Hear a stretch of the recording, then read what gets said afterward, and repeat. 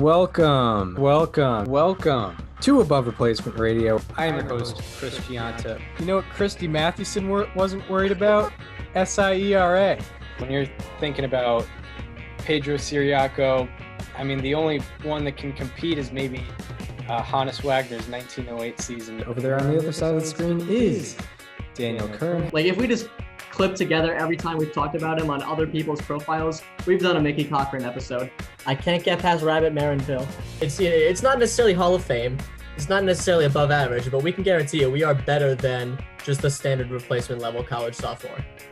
And welcome to Above Replacement Radio. We're talking baseball kind of whenever. I'm your host, Chris Gianta. Over there across from me, as you cannot see on YouTube, unfortunately, is Daniel Kern. How you doing, Daniel? Chris, tell me how it feels to be the same age that Juan Soto was when he slashed 351, 490, 695, 1185 for a 217 OPS plus over a 47-game sample. Well, I feel like I finally have my full potential now. I'm past the days of having just a 949 OPS, but I am now on to the days of, if I have a shortened season upcoming, potentially because of a strike or something, I have the potential of getting 200 weighted runs created plus in a year. Finally, right. I feel like that weight is lifted off my back now. Mm-hmm. Yeah, I mean, you're ready. Like, this is the year. Yeah, exactly. Big day today also. Shout out to some Hall of Fame legends, Rabbit Marinville and Pie Trainer, celebrating their birthdays today. Happy birthday to everyone except Rabbit Marinville. Yes. I don't care. Happy birthday. That man will never get my respect. Happy birthday to Tony Suck. And yeah, I am 21 now. We are recording on Chris's birthday. Yeah. The stars aligned where your birthday fell on a Thursday, which is very cool. Yeah, and it's harder to pick out a day in the off season or to pick out a day for me because we're in the off season. We record only once a week, but this is the first time in the program's history where we've recorded on one of our birthdays. I think we recorded on like the 26th one time. We recorded on the 26th. Yeah, we did because it was when we did the 95 Mariners episode. Yep. Yeah, I remember that. Because it was the anniversary of when Griffey got hurt. Yeah, that's true. Happened on that day.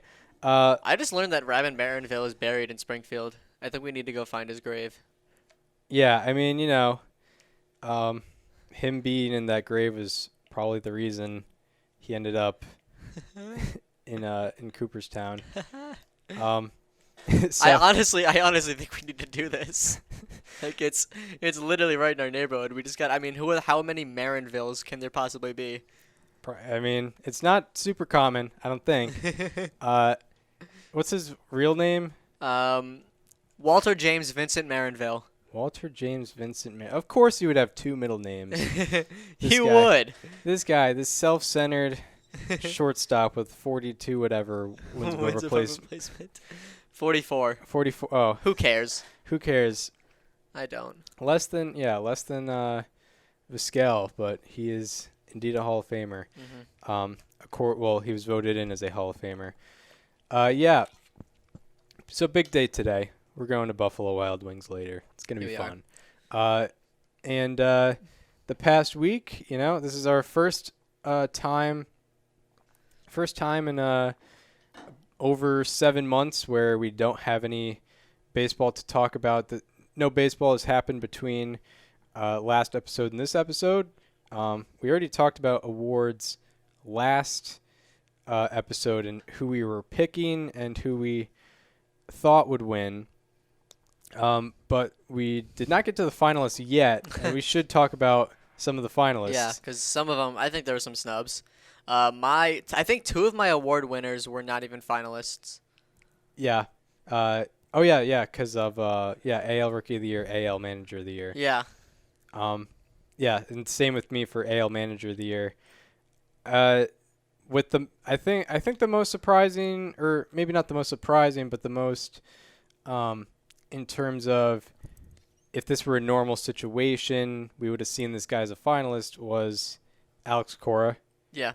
But I think a lot of writers, of course, Alex Cora in the initial reporting and according to the MLB's reporting, he was the culprit of the 2017 Astros sign stealing scandal.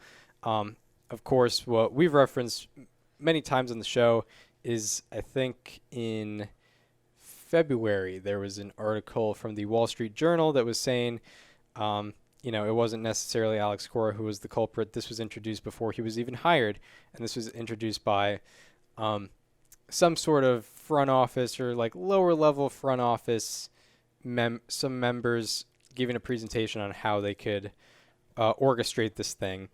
So that's what I've been kind of writing with because, it seemed, I think the players wanted to out Alex Cora a little more than they would, like AJ Hinch or the front office, because Alex Cora was no longer with Houston at the time of this investigation. But that's neither here nor there. But I think that's what the writers held against Alex Cora here. Mm-hmm. Yeah, that is exactly. I mean, it does feel like it. I think the only fair out of the people nominated, I think the only fair case you have for someone over Cora was Scott Service. I think Scott Service is ultimately going to be the winner, which, I mean, I've been wrong on the exact award before, clearly. Mm-hmm. But Kevin Cash was a nominee, and you know how they feel about giving it to the same person twice in a row. They don't do that. Dusty Baker was nominated, but I don't know. Astros have had a historically talented roster. Yeah, and I don't think that's not a knock on Dusty. I think he just didn't inherit that. I don't think he exceeded expectations by that much. I expected the Astros to win the division, and they did. Yeah, exactly. Yeah, Alex Cora, meanwhile, he was expected by most to be or the Red Sox were expected by most to be a fourth place team. Mm-hmm. Ended up in second, and the only team ahead of them in the division was the team that had the most wins in the American League, which was the Rays, and went from worst, last place team in 2020 to a playoff team that was hosting the wild card game. Exactly. And that's all you can say about it. You can't say anything about the playoffs, obviously, as it's a regular season award. But that's something I think we both disagreed with. And then I guess, do you want to get into Emmanuel Clase? Yeah, I mean, I didn't expect Emmanuel Clase to win. I knew I had an unpopular opinion saying that he was the rightful owner of the Rookie of the Year, and I still stand by that. But I mean, I thought he should have been a finalist, and he was not. I'm also very surprised that Adolis Garcia was not a finalist. Yeah. I don't agree with, I don't think he should have been, but I thought for sure that the baseball writers were going to put him down. Oh yeah, there were some surprises from my end. I think I'm underestimating the writers in terms of how they view baseball and awards, player evaluation, and statistics and things like that. And yeah, they saw through Adolis Garcia as well. But yeah, Clase, it is weird to see Clase not a finalist after, he had a 1.29 ERA and 2.11 FIP in almost 70 innings. Meanwhile, last year, Devin Williams won Rookie of the Year. Yeah. It's interesting. It is very interesting. I mean, I guess Devin Williams did have an 0.33 ERA, which obviously there's no reason to believe that that's sustainable. But just the concept of an 0.33 ERA and a 50% strikeout rate was just ridiculous. That is true. The thing that's mind-blowing to me about Clase is that he is the hardest throwing pitcher in baseball, and he had 2.1 walks per 9. Yeah. That's crazy to me. It is pretty wild. You know what's not wild? Him. Oh, yeah. He has very good control over his pitches, and I don't understand how he does it. Yeah, he's able to. I think over 500 pitches he threw this year reached 100 miles an hour, which is hilarious.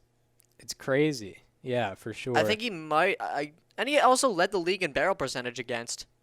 He literally his barrels per PA was 1.1%, literally the best in baseball. And he was a ground ball pitcher. Yeah, it's like I think he had a interesting. negative launch angle against, or if it wasn't negative, it was like 3 degrees.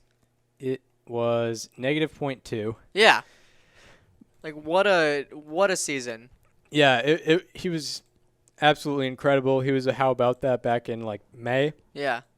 Also, Also, like let's not forget, like we saw him as like a that's it in the Kluber trade. yeah, and now he's probably going to be a premier reliever for a while. Yeah, like I would say he's already a top 10 reliever in baseball. Yeah, it's hard to disagree with that. He threw 471 pitches this year at 100 miles an hour. No one else threw more than 215. That is pretty crazy for sure. Yeah, Emmanuel Clase, yeah, he probably should have gotten a little more consideration. So it was Arozarena, Franco, And Luis Garcia. Luis Garcia. Not the Cardinals one, not the Nationals one, and not the two that played in the early 90s or late 90s and early 2000s. Yeah, not those two either. It's the rookie of the year race was kind of weird anyway, but it's hard to leave a guy with a 1.29 ERA and about 70 innings off there. I think he had a better season than Luis Garcia. As much as I kind of praised him throughout the year, I think he still, Clase had a better year than him. Right. When I was picking who I thought should win, it was between Arozarena and Clase. Yeah.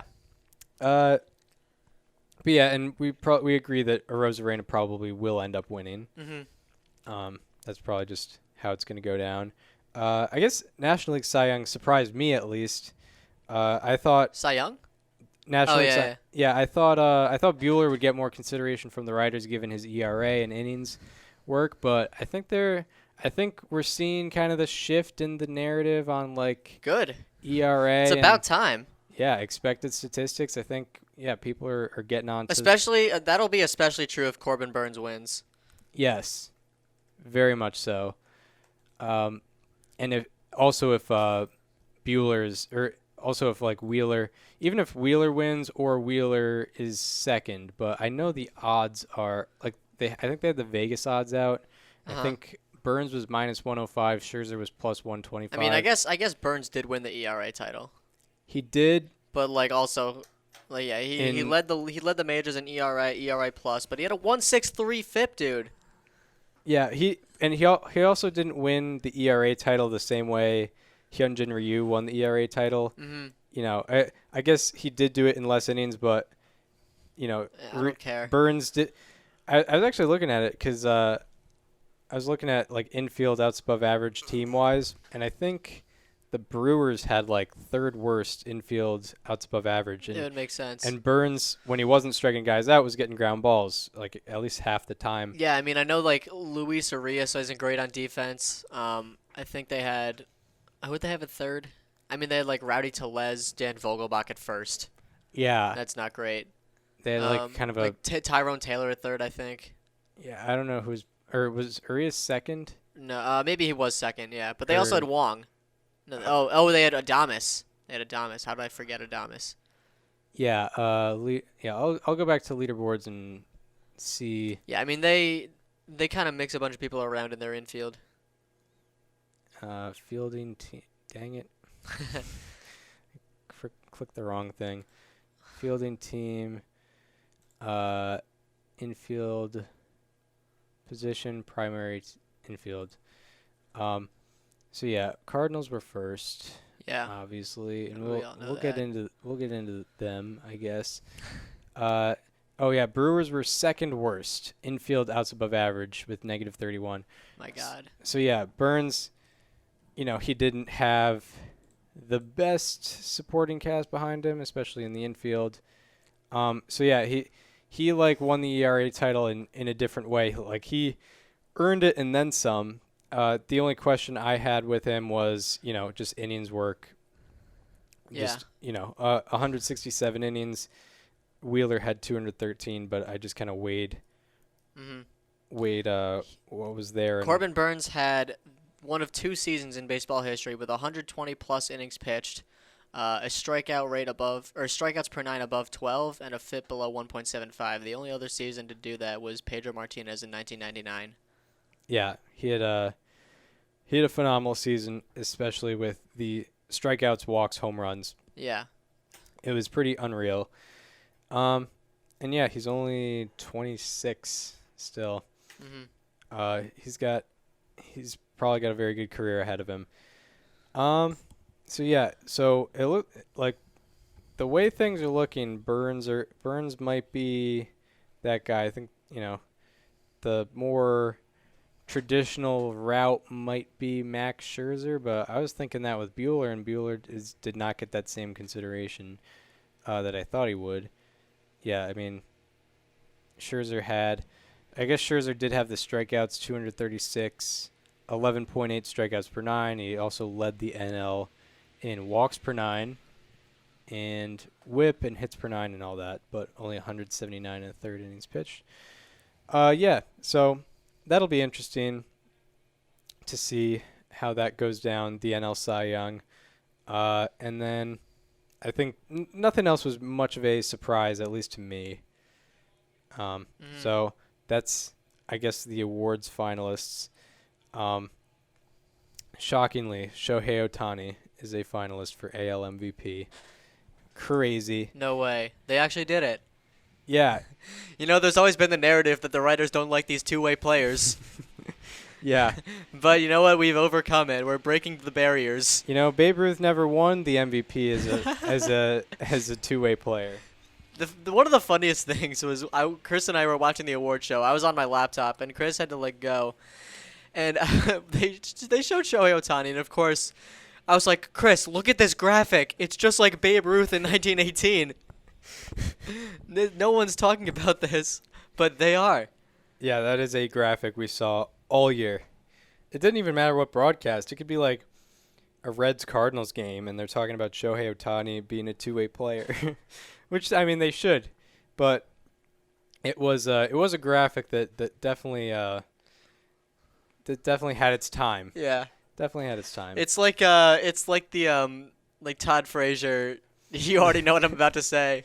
Yeah, he was in the Little League World Series for Toms River, New Jersey, and he stood out in the national anthem, and he stood next to Derek Jeter for the national anthem, and then he went to the Yankees, and he started the thumbs down thing. It was really cool. Yeah. And he had that picture with Derek Jeter. It was not many people. And he was like a little kid. Yeah, he was like. It was like during the World Series.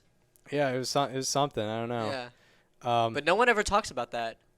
It's not talked about enough. I wonder if you Google Todd Frazier, how quickly in the search bar is Derek Jeter. I'm curious. We're both gonna be Googling this. Todd. Yeah, there. It is. It's there. It's there. Right under Little League and 2 under LLWS. I got it on mine. Todd Frazier. Yeah, Todd Frazier, LLWS. I was just looking on Google Images. Oh, okay, I'm just looking on Google in general. Yeah, no, Todd Frazier, Derek Jeter. Oh my God, there's the picture that they had, and then they met at the All-Star game in Minnesota, and they took another picture. Yeah. 13 years later. Wow, so cool. Yeah, that moment definitely overstayed. Yeah. It was talked about very many times. Yeah, but anyway, Shohei Ohtani, it's basically just like Babe Ruth, even though Babe Ruth was not a pitcher and hitter at the same time, and when he was efficient and inefficient in at least one of them. Yeah, he was when he was a two-way player, he wasn't a good pitcher. He really. was walking a bunch of people, right? Well, and also it would be like 1919, where it's like, oh, Ruth had a 3.56 ERA. Ohtani's got a 3.18. It's like, hey, it's 1919. That's below average. Yeah, man. I was say what would that ERA plus looking like back then? Yeah, you got to look at Babe Ruth here. For those unaware, Babe Ruth, a good baseball player back in the day. All right. Pitching. 1919. What were we talking about? 1918, 19. I think 1919 was when he really. He had between those 2 years, he had an ERA plus of 112. Yeah, Shohei Ohtani was in the 130s. 140s, yeah. Yeah. So. While also having a 158 OPS plus. And stealing 25 bases. Yeah. So yeah, that's awards so far. We're gonna get the announcements. It goes Monday through Thursday, where Monday's Rookie of the Year, Tuesday's Manager of the Year, Wednesday's Cy Young, and Thursday's MVP. So we'll find all out about. I think the one I'm most genuinely interested in is National League MVP. That is true. Yeah, like that could be, 15-15. I would say I hope they tie. It would be. It would be so like that. Has that ever happened? Co-MVP. I think so, right? I feel like it happened once. I don't think we've seen a co-MVP in the regular season. I feel, or maybe they just do like rock paper scissors shoot or something. Oh, can you imagine? Like, I mean, Harper doesn't have much to worry about, but Soto, like, going into negotiations, it's like this rock paper scissors will determine so much. Yes. Of my future, Yeah. future earnings, my career accolades. Like Harper's like, I got mine. Like I got the money. I got the MVP. Yeah. You can have it, I guess. Yeah, and it is funny. Like, I don't know how many. I'm guessing there's probably a bunch of people that have talked about it, but it's like, imagine in 2018 we were talking about Harper, Soto are 1 and 2 in the MVP, but they're on different teams. Like, Soto is pretty much seen as Harper's replacement, I guess. So it is kind of funny to see those two battling it out here. It's pretty interesting. Yeah. So yeah, awards have been kind of the talk, and the other talking points in baseball is teams are interested in players. Yeah, that's the big thing. That's the takeaway from GM meetings, I think, is that a lot of the free agents will probably sign with a major league team, and that's huge. That is huge. Yeah. Like, we were worried, like, is Carlos Correa going to go to Japan or Korea? Or, like, the Dominican League? Yeah, or is he just going to stop playing? Mm-hmm. But it looks like he is probably going to sign with a major league team. It won't be the Astros. I can tell you that right now. Yeah, no. I don't think we talked about the offer yet. Yeah, what was it, 5/165? 5/160, I think. Okay. To a 27-year-old shortstop who just had a 7-win season. Yeah, guy going into his age 27 season. For 5 years. You can stick around till you're 31. Yeah, if you want to try again. Or you can go out and get like 12 years right now. Yeah. With probably like an opt-out. Right. Like, yeah. I would have just not even offered anything if I was the Astros. Like, I mean, I don't think he ever was going to come back, regardless of any of this, because, like, he had already said in The Athletic, it's my last year in Houston. And I also think just a lot of the Astros players want to branch out. Yeah. Because whatever, the legacy. But I don't even know how, like, I really have a really bad feeling Jim Crane's going to come out and be like, well, we tried to re-sign him. Like, we offered him a big contract. Yeah, come on. Yeah. Like, at least with, I think the Nationals offered him 10,300. Yeah, with Harper. Mm-hmm. Like, at least that was like, oh, you're offering 10 years. With this one, it's like Carlos Correa probably saw that offer and was like, oh, that's like up until the opt-out, right? And then we have the next 5 years also, right? Mm-hmm. 5 years, 160 million is like, that's half the contract he's going to get. The problem with what Bryce did, or what the Nationals did with Bryce Harper, is that they offered it on the last day of the regular season. Yeah. Like, obviously, he's not going to take that offer then. Right. He's going to see what's out there. Yeah. And he got 3 more years and $30 million more and no opt-outs. That is true. So, yeah. Correa got offered not what he deserved for the Astros, to put it lightly. Average annual value-wise, I think it's all right. But definitely not year-wise. So he's going to be making the most money on the market. Yeah. I mean, especially with the money that 2 other shortstops made last March. Tatis and Lindor. Yes. because I think each of them made north of like 325 mil, Yeah. something like that. Yeah. I know Tatis got like 340. Yeah, Tatis got 340. I think Lindor also got 340. Sounds about right. Yeah. So yeah, it would make sense that Correa would get that money, because also what was liked about both Tatis and Lindor was their defense. And Correa just had a career defensive year. Yeah, career defensive year, almost 3 D-WAR. And he also like cites analytics all the time, so like he knows what he's looking at and what he needs to do to be better. Yeah. Like I don't know, like I mean maybe a lot of other players do that, but Correa is like one of the few that's like open about it. Right, exactly. It is it is funny that he's turning into a sabermetrician in front of his eyes. Oh yeah, there was that quote. I feel like that's fake. I feel like that was fake. That, you know what? You might be right. Yeah. Like I feel like I only saw it in one tweet. Like someone would have had to have screen recorded it. Mhm. Yeah. Because it was also from just like some random guy. Yeah, it wasn't like Jeff Passan or anybody. Like the more I've thought about it, I was like, this didn't happen. Yeah. But I would love to believe it did. Yeah, me too.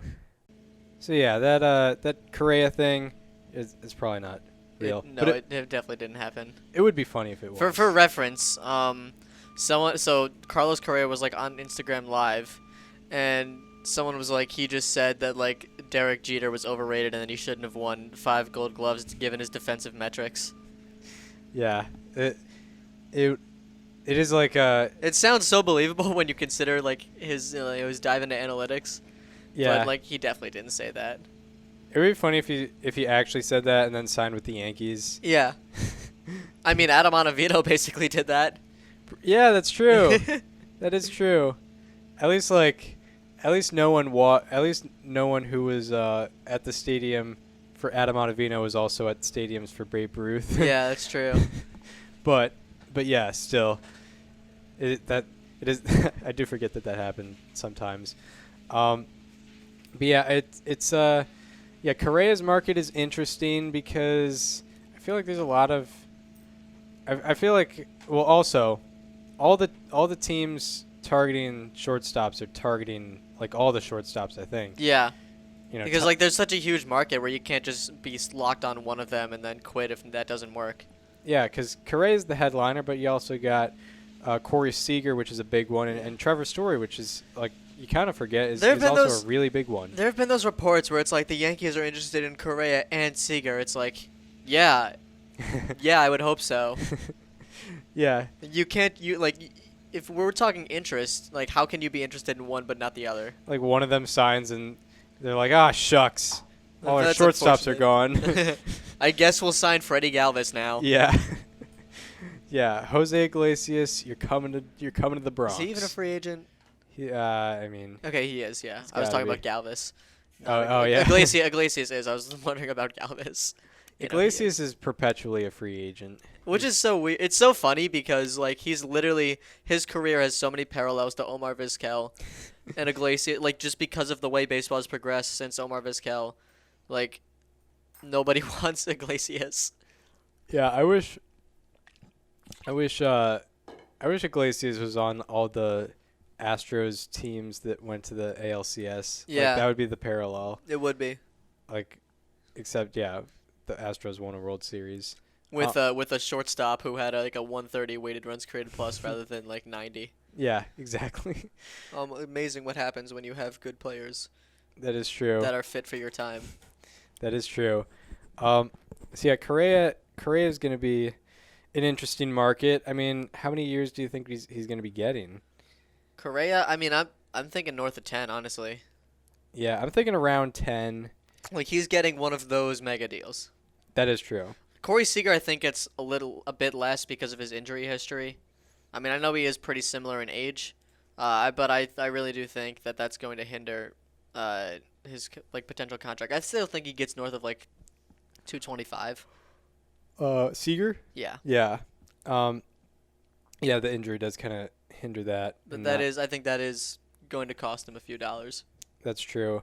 Yeah, I think Correa's situation is somewhat parallel to Manny Machado, even though they technically played different positions. But, left side of the infield, Gold Glove defense.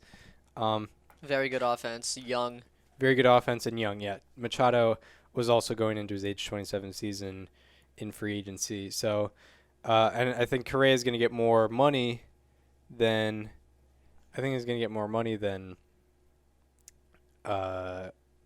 Machado. Yeah. Lost myself for for a little bit there. Distracted by some leaf blowing that's been going on. Fall cleaning, by the way. Yeah. Shout out to, it's that time of year. Mm-hmm. Get your rakes out or your leaf blowers. All right, what else? I mean, do you have anything else to say about Correa Seager? No, not really. Free agency it's such a broad point right now. It is. It's weird. Nick Castellanos. Did we talk about that last week? I don't think we did. Yeah, he opted out of his deal with Cincinnati. Pretty logical. I think it's easy to see why. What was he getting, $22 million a year? Something like that? I know the whole contract was 4 years, 64. Oh, then definitely not. For some reason, I thought it was 488. Yeah, come on. Yeah, of course he's worth more than that. Yeah. 22 mil is probably what he could get. Yeah. Last year, he got paid $14 million by the Reds.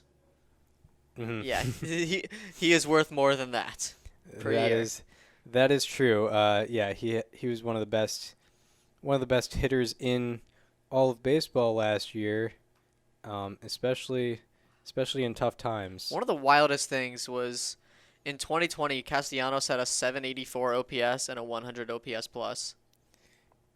Yeah, park factors. It's because of park factors, but that is so wild. But the Baseball Reference park factors are wild. Yeah. The difference between Jonathan India's OPS plus and weighted runs created plus was 9 points. Yeah. Which is wild. Where does Castellanos rank in slugging over the last 5 years? He's got to be up there. That's a good question there.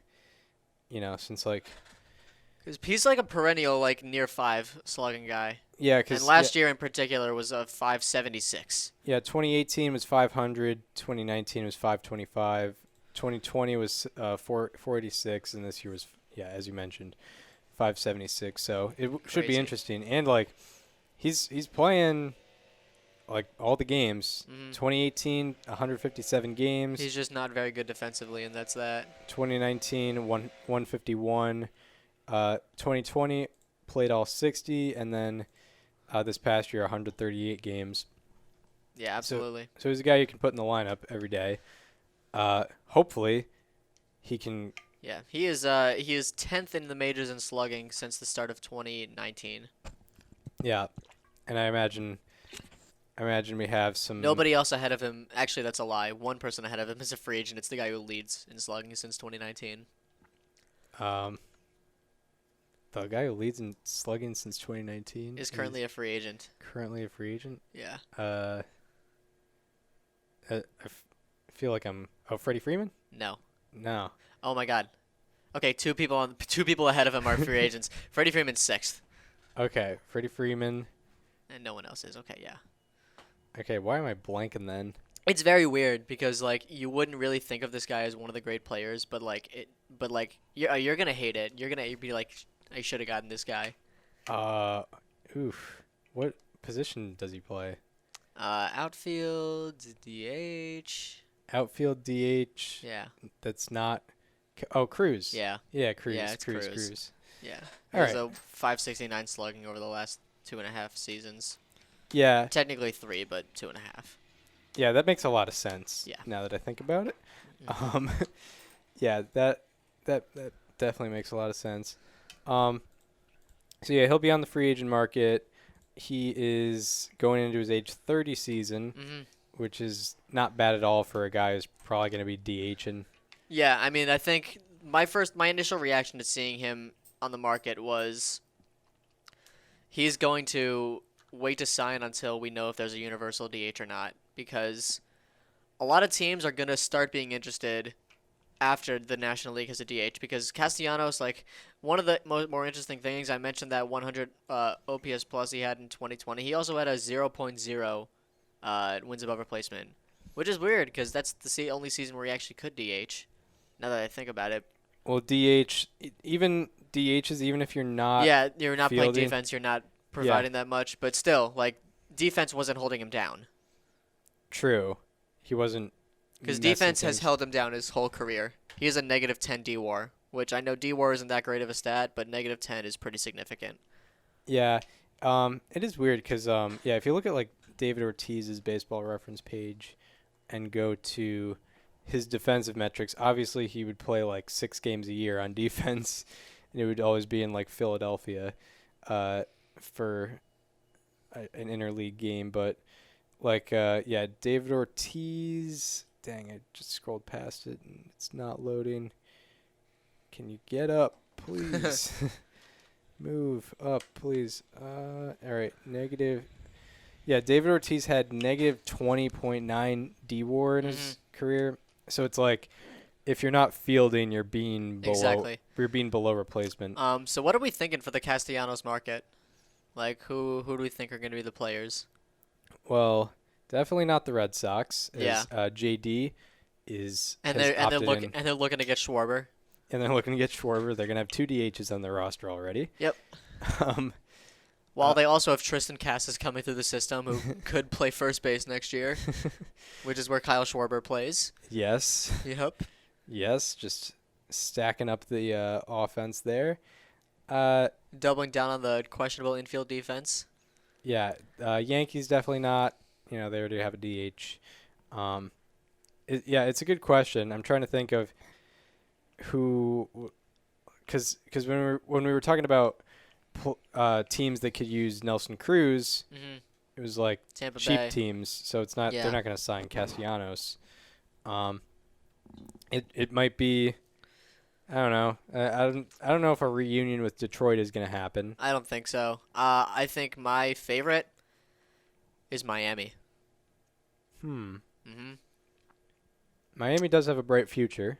They have a bright future. Kim Eng has said that she wants to start spending. He's a Florida native. I think it's almost too perfect. Yeah, They're a team that needs offense, especially slugging. I think he wouldn't mind going down there. Yeah, that's my take. Like, And I know that they have been interested. Like, there have been reports that said that they are interested. I think if they offer, if they offered the money, he'd go there. I think. Miami had the second worst slugging last year at 372. The only team that was worse was Pittsburgh. Yeah. They're a team that wants to be competitive. They were in a relatively weak division last year. I mean, what else do I need to? Yeah. Yeah, that's interesting. I never thought about them as potential players, but if you are saying that Kim Ing is talking about getting to spending, so why not start with Castellanos hitting drives into deep left field To make it a 4-0 ball game. make it a 4-0 ball game. Yeah. I don't know if I'm gonna be playing for the Reds again. I don't know if I'm gonna be putting on this uniform again. I don't know if it'll be for the Reds. My boss is here at Major League Baseball. Want to apologize to the people who signed my paycheck. Nice. That was good. That was very good. Yeah, gotta love it. He's the best. If he goes in the AL Central for some reason, Oh my watch God! out. Watch out! Honestly, why aren't the Royals signing him? Why aren't the Royals offering him the biggest deal in franchise history? Really? Exactly. I don't care if you guys are rebuilding. You need, like, Castellanos is going to be the rebuilding. What's like the worst city to live in where like crime rates are high? I mean, there was an argument for Detroit. I was gonna say, yeah. Come back to Detroit, and you get to play in Kansas City. Yeah. He'd be lethal. Like he didn't have that identity in Detroit. Now he has that identity. Hear me out. He signs with Oakland, and then they like move the team. Like they get into a bunch of controversy with their stadium. Yeah. Or sign with the Mets. Something's going on there every day. That is true. Like front office stuff, Yep. just all the time. Yep. Just Stadium catching on fire, front office stuff.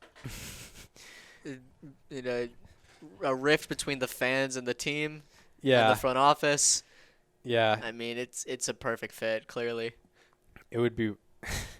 I don't want to get like dark, but it would be like, well, he's gonna be playing baseball in Syria now. Oh Jesus.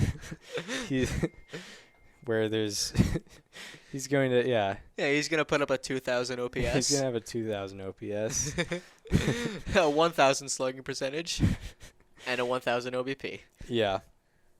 Actually, a 1,000 slugging would be cutting it short if he has a 2,000 OPS. Yeah, he's not. He's getting more than a single per at bat. Yeah. That's for sure. Yeah. Yeah. So the Castellanos market shall be interesting, especially if he could be the first primary DH to be signed by a National League team. That's true. There's potential there. I guess Cruz, but I think Cruz goes back to Minnesota. Yeah, that would be fun. I mean, Minnesota, we have no idea what their direction I is. still think they're going to compete. They're going to at least try to. They have one of the premier offenses in baseball. You get Nelson Cruz back, you're adding to that. They just need to figure out. I want to say that Minnesota models himself the way the Red Sox did in 2021. That's what I want to believe. Yeah. Yeah, I'm trying to Minnesota. I feel like I know what they're gonna do. They're gonna sign They're gonna sign back Jay Happ and John Lester, and they're gonna be like, we got pitchers. What are it's like, oh, we got pitching We this got offseason. innings eaters. It's like, nah. Yeah. You didn't. Especially with Maeda having Tommy John, that's tough. Yeah, it's tough. It's gonna be tough to build that pitching staff, and I don't think they have anybody coming up either. And they traded Barrios, obviously. So that'll be tough. Their offense is going to be fine. It was fine last year, actually. I think they were 4th in exit velo. Yeah, they were. I feel like they had a good year. I'll look at their team OPS plus from last year. It was very good. Because that was never really the issue. It was just that their already not deep pitching staff got worse, or just performed worse. It's not that they lost anybody, at least when it got bad. A lot of guys just didn't replicate their success in 2020, with Kenta Maeda being the main, I guess, culprit of that. Yeah, the Twins had a 103 team OPS plus, and they were 6th in the American League in OPS. So yeah, they were good. They were still very good. Fifth in the AL in slugging. I mean, Kenta Maeda's ERA plus dropped 69 points from 2020. Yeah, not nice. That was not nice. Yeah, definitely not. Dang, Josh Donaldson had a pretty good year. He did. Yeah, 827 OPS. Is he a free agent? No, he signed a 4-year deal. He signed a 4-year deal. Yeah, shout out to him. Andrelton Simmons didn't really work out. Yeah, I could see him going to Oakland. Yeah, I think that's God. a match made in heaven. Oh, man. You talk about the shortstop market this offseason. Right. What is it? The A's are moving on from Elvis Andrews. Yeah, call him the Oakland OAAs. Yeah. The Oakland OAAs. For Andrelton Simmons. Oh, that's too good. Yep. Yeah, Andrelton Simmons had a 274 slugging. He also denounced the COVID vaccine.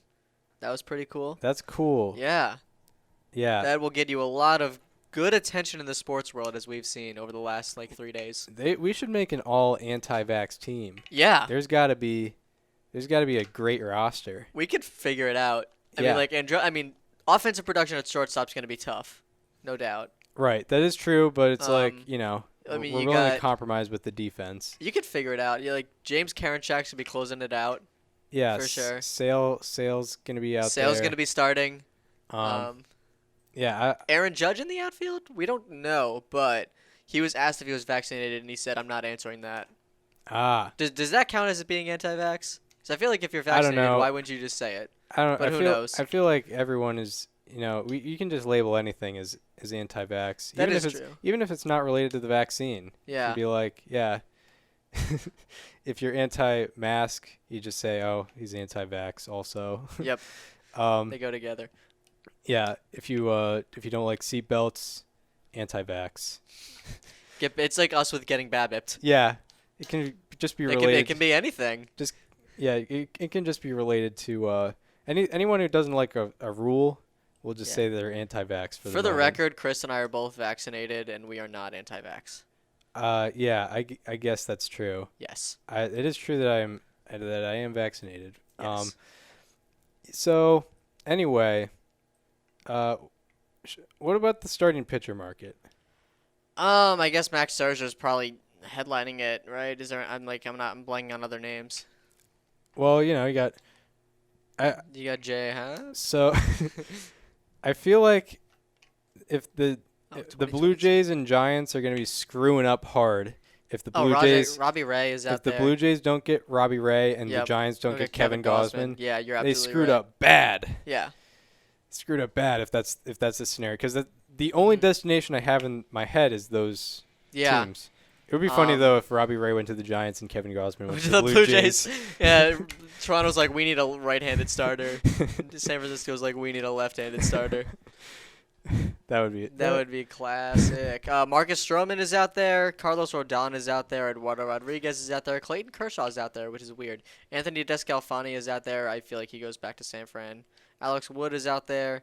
Tyler Anderson is out there. John Gray is out there. Johnny Cueto is out there. Zach Greinke is out there.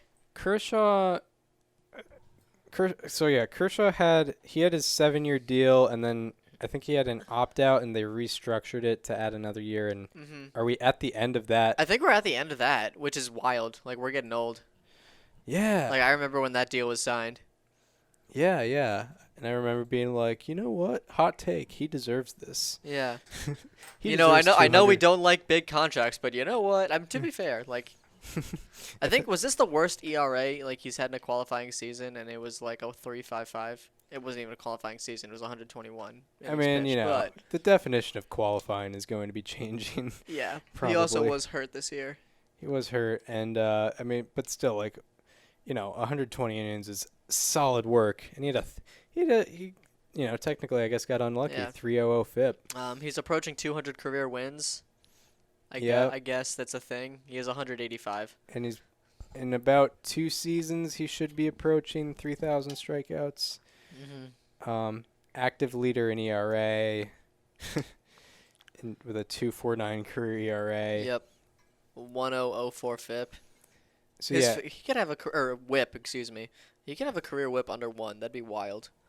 Right. Yeah. It would be like. He's a free agent, but I mean, is he really? Yeah. Well, I don't know. Like, I think there's actually reason to believe he doesn't re-sign. Yeah, it would be funny because the Dodgers didn't offer him the qualifying offer, which is so funny that this is when he gets offered the qualifying offer. Yeah. Because, well, actually, you know what's funny is Starling Marte didn't get it because you can't get it if you're on multiple teams in a year. Oh, yeah. Yeah, because he was traded. Interesting. Very interesting.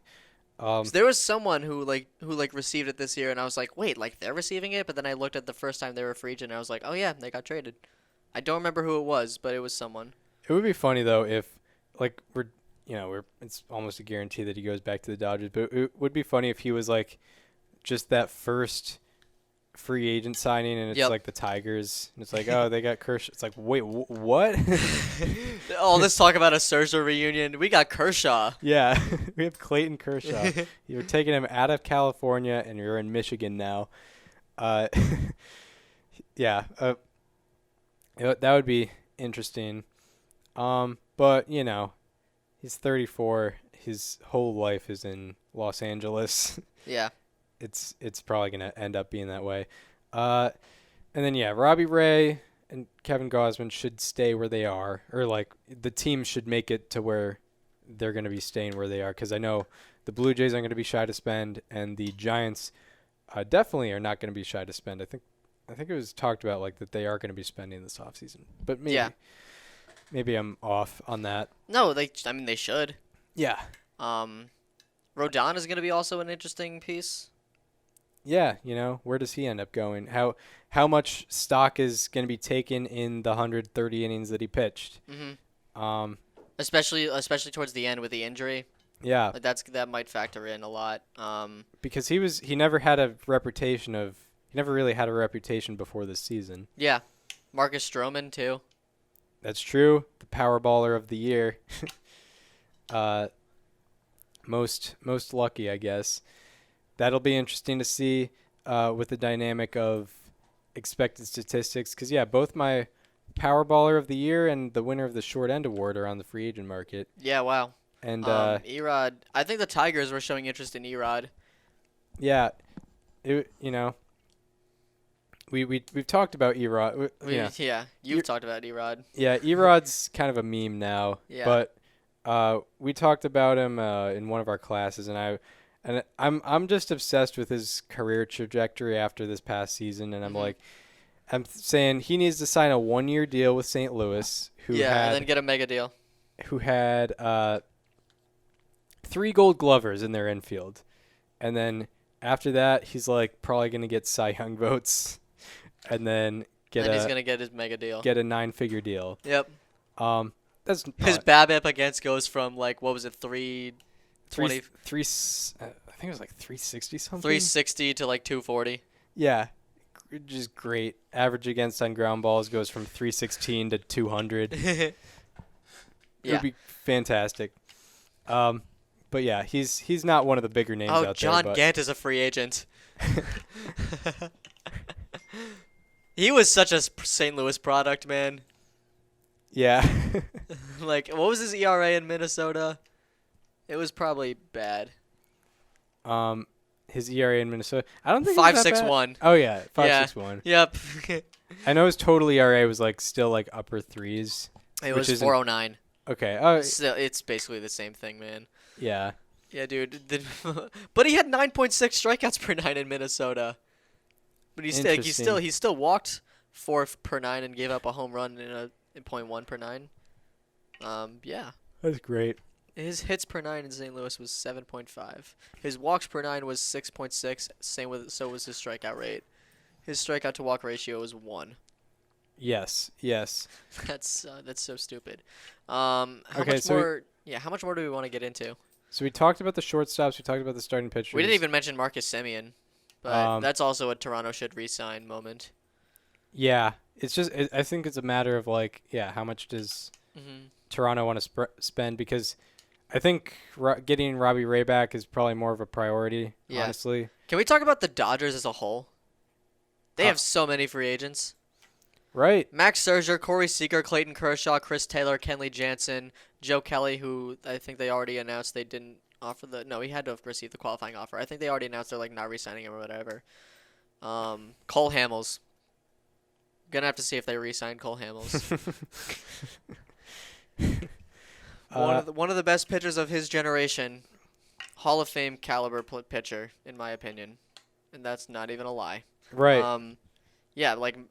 Like you're probably losing Seager, you might be losing Kershaw, but like you might be losing Kenley, Chris Taylor, Max Scherzer, like Joe Kelly. Like there are so many vital pieces to this team that might not be coming back. Yeah, I feel like Scherzer's not going to be coming back to the Dodgers. Because honestly, and I don't want to mention him, but there is a certain pitcher that's probably going to end up coming back and being able to pitch for them. I mean, we'll see. Yeah, I wouldn't. Well, I mean, yeah, we'll leave it at that. We'll see. Yeah, we'll see about it, but they already have a financial commitment to that guy. For at least next year. He's not going to opt out, obviously, this year. So they already have a financial commitment to that, and I guess not Kershaw anymore, technically. Yeah. So, but I think they would go with Kershaw over Scherzer just because it's Clayton Kershaw in a Dodgers uniform. Right. I mean, like, there's been a lot of talk about him like going to Texas and having like going to his hometown. Yeah. Like I have actually seen that a lot. Yeah. Like it's not just been like the hypothetical. Like apparently conversations have been had. It would be interesting. It would be a classic John Daniels moment for him to just like sign Clayton Kershaw and then be like, "I did it, guys. Successful offseason. We're on pace for about 68 wins this season." Yeah, that is true. It would be interesting because I guess it would mean like, oh, Clayton Kershaw, he's not really worried about the ring right now. Yeah. Because he's got it. Exactly. Like he's proven everything he needs to prove. Yeah, You he think about has. Like we figured that in 2020 or at the end of 2020. And not only that, but like it's actually a kind of smart move for the Rangers to sign Kershaw to like maybe a 1 or 2 year deal and then flip him. Yeah, because he's Like, still they got got- value. They've gotten a pretty decent haul for like the guys they got for Gallo have actually done very well for them in the minors. I know a lot of them. I've been checking Arizona Fall League stuff, and I think like 2 of the players they got in that deal alone are like raking in the Arizona Fall League. Yeah, and they got a big package of just 4 like prospects. Ezekiel Duran, I know, is one of them, and there's another who I couldn't tell you off the top of my head right now. But like, keep doing that. But you're not gonna get a Joey Gallo like package for anyone else realistically. But that's exciting. Yeah, the Kershaw free agency, I guess, would be interesting, but it's hard given how the Dodgers have been over the past 10 years now or 9 years of, I guess this was the first time in 9 years not winning the division, even though they won 106 games. But it would be weird to see him go from that to a completely rebuilding franchise. But given that it would be his hometown, that's kind of the only thing that would kind of have him go there. Yeah. I don't know. What else do we want to get into? Do we want to talk a little bit about some of the heavy hitters on the market, like Schwarber, Freeman? Yeah. Maybe Rizzo. I mean, Rizzo, it almost sounds like it's a done deal that he's going back to the Yankees. Like, he sounds interested. They sound interested. Mark Canha is a guy that I'm really interested to see where he goes. Yeah. That is such an underrated name on the market. Oh, yeah. Like, the Red Sox are talking about re-signing Kyle Schwarber. Like, Mark Canha is basically Schwarber light. Like, the dude had a 358 OBP this year. Didn't slug super well, but, like, that's if you can get a 400 slugging out of that guy, like, you got an efficient baseball player. And also, he didn't he was in Oakland Coliseum. Yeah, that's what's the park factor there? It's got to be 90s, right? According to Oh yeah, Baseball 90, Reference. 96. Yeah. Yeah, that's significant for those of you who don't know. Yeah, put up a 2.5 win season over the last 2.5 years since 2019. 8.2 wins above replacement over how many games? I mean, as recently as 2 years ago, he had a 926. He had a 913 OPS. Yeah. And then if you're into platooning, I'm pretty sure isn't he awesome against lefties or is it righties? Yeah. No, it's righties. It's one of them. 2021. Oh my goodness. He slashed his home road splits heavily favor his road stats. Oh, interesting. Yeah. Yeah, I mean this might be one of the most interesting free agents out there because like you don't expect him to get the big bucks, but he has the potential to transform whatever team he goes to. Yeah, that's true. That is true. Like I'm trying to think of like ballparks you can go to and just kind of change things up a little bit. Yeah. Teams with maybe not a lot of outfield depth. His SOPS plus for away is 134. SOPS plus for reference is split OPS plus. So it's how your OPS plus with a certain split compares to that of the rest of the league, and his is 134. Yeah, so he's 34% better on the road than other players on the road. That's fascinating. His TOPS plus is 122. That means he's 22% above average for himself, his own average. Yeah, like when you consider his standards. On the Mark Canha standards. Yeah. Yeah, it's my goodness, that is. He's definitely an underrated guy. That's gotta be one of the league leaders, right? Probably. Minimum 300 PAs on the road. Okay, I'm checking this. What do we got for SOPS plus? I just remember in 2018, the Athletics I think had the most road homers. Yeah. And Canha was part of that, I think. Yeah, this guy has got to get a big deal. And then, Kyle Schwarber will be interesting, especially since he's going to be largely looked at as a DH like Castellanos. Potentially National League teams are going to join in on that conversation. But okay, he's one of 24 players to have a 130 SOPS plus on the road. Mhm. And how many of them are free agents? Simeon. That's really interesting. I would not have thought Simeon had that. I would have thought the exact opposite, in fact. Kyle Seager. Let's see, who else? Not Mitch Haniger. Nelson Cruz, Freddie Freeman, and Mark Canha. And Carlos Correa. Oh, for what? OPS on the road? SOPS plus. SOPS plus. Yeah, on the road. 130. Yeah, that's pretty up there for sure. The leader was Juan Soto. There we go. For whatever reason, just an insane player on the road. Yeah. Kyle Schwarber's situation is interesting. He's going into his age 29 season. He's, defensive liability. But, amazing hitter, on-base guy. Had a 374 on-base percentage this past season. Here's the thing that, I'm sorry to interrupt you, but the thing that means a lot more is his TOPS plus, which is relative to his own standards. That was third highest in the majors. Minimum 300 PAs on the road. The only people above him were Kyle Seager and Pete Alonso. So that means Mark Canha had the third highest discrepancy favoring road statistics in the majors, minimum 300 plate appearances. Yes. That right there is everything you need to hear about his free agency and what teams are considering. Yeah, that's a perfect explanation for it. The discrepancy in how he was able to perform on the road, and it's not even like it's not even. I don't think it can't be that coincidental given, Oakland Coliseum has historically been a pitcher's park. So I think he's going to be a guy where, like, when he signs, everyone's going to look at it as an overpay. Yeah, I could see him getting like 4 years and $80 million, and everyone's going to be like, "You gave $80 million to Mark Canha." Right. And like a Mike Leake deal. Yeah. Mike Leake. except that one didn't exactly work out. I could see him getting maybe 3 years 45, 3 years 50 on the market. I wouldn't be surprised if he gets more than that. Yeah, me neither. I think that's what people would consider an overpay. I'd say that's what he's worth.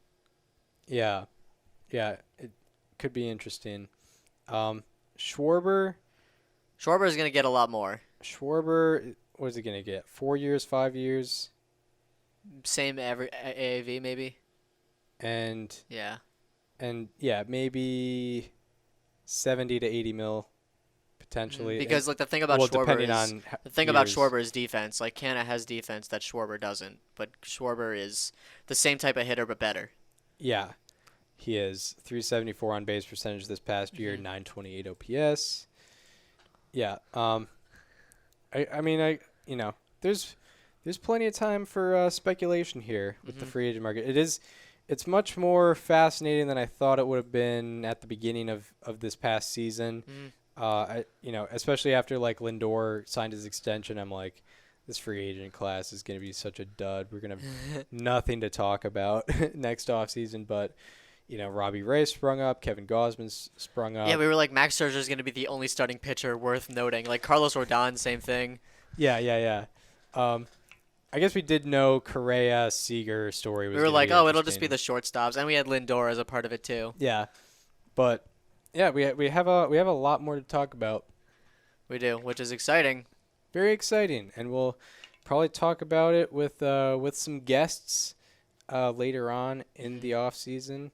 But for the 163rd installment of Above Replacement Radio, unless you have something to add. Yeah, no, I think that's kind of it. For the 163rd installment, we are done. So we hope you enjoyed this one. If you are listening, or if you want to follow us on social media, follow me on Twitter at Chris_Gianta. Follow Daniel on both Twitter and Instagram at Daniel_Curran, and follow the show Instagram at Above Replacement Radio for all the show needs. And we hope you enjoyed this one, and we hope to see you next Thursday, where we might be talking to a guest, probably certain guests, and we're going to be talking about the award, who won the awards, and among other things, among other happenings in Major League Baseball. We will see you then.